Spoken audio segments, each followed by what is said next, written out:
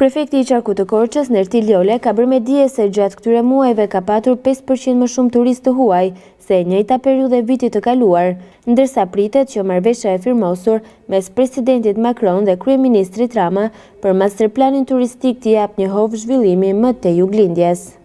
Fokusi i këtij forumi ka për synim që të bëjë të gjithë aktorët e përfshirë në administrimin e procesit të sezonit turistik veror edhe ati dimëror. Synimi është që tendencat jetë gjithmonë më shumë rritëse në kuptimin e turizmit gjithvjetor, patëshka se ka momente piku në periudhë verore ose dimërore. Dhe lajmi mirë është që edhe në vizitën e fundit të presidentit Macron është nënshkruar një marrëveshje e rëndësishme mes Agjencisë të Zhvillimit francez dhe Ministrisë të Turizmit dhe Mjedisit, ku për qarkun tonë është alokuar një fond i posaçëm për hartimin e një masterplani, i cili në përbërjet vet do të ketë një plan me investimet të mundshme strategjike që do duhet të parashikohen në të ardhmen në mënyrë që të maksimizojmë interesin përfitues të flukseve turistike që vizitojnë qarkun tonë. Fshatrat e Devollit të Sipërm si dhe Prespa e Vogël, sipas përgjegjëses së turizmit, edhe këtë vit janë të kërkuara nga turistët e huaj. Në Devoll fillon tashmë sezoni turistik dhe prurjet nga dogana e Kapshticës kanë filluar. Është një sezon që ne jemi përgatitur për të marrë më të mirën e mundshme nga këta kërkesa që ne kemi pasur nga vjet.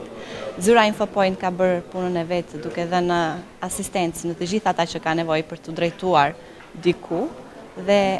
kemi mbajtur shënim që çfarë ata kërkojnë nga vjet për t'i ofruar këtë vit. Shërbimi shëndetësor në Pogradec do të jetë 24 orë në dispozicion të pushuesve për gjatë gjithë vijës liçenore. Tapet qendra verore për gjatë bregut të liçenit nga data 1 qershor deri në 30 shtator, ku do të shërbejnë si gjithmonë 2 mjek dhe 2 infermier.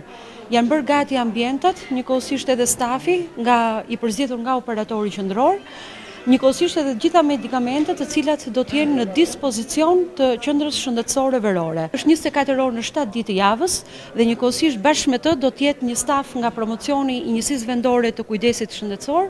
që do t'i shoqërojë përgjatë bregut të liçenit duke matur tensionin arterial, duke matur sheqerin e gjak, por njëkohësisht duke bërë ndërgjegjësimin për si të ruhen personat nga të nxehtët. Vitin e kaluar, 85% e vizitorëve që kanë vizituar Juglindjen kanë qenë turistë të huaj, numër që pritet të jetë më i madh gjatë këtij viti.